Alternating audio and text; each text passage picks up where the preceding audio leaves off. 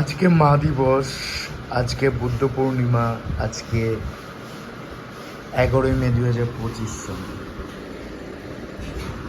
সকালে নাস্তা খেতে বসছি, মা নাস্তা টেবিলে বেড়ে দিয়ে গেলেন।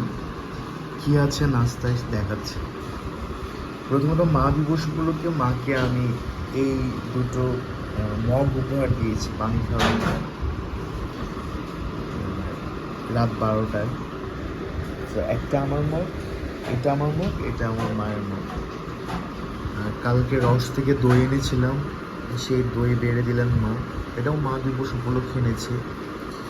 মা রুটি বানালেন, বাহির থেকে হোটেল থেকে কেনে না, ঘরে বানানো রুটি।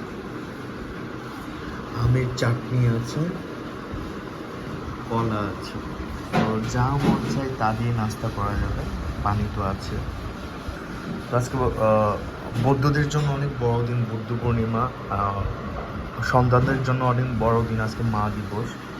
সবাইকে দুইটা দিবসের শুভেচ্ছা। জগতের প্রতিটি প্রাণী সুখী হোক, সকলকে মা দিবসের শুভেচ্ছা।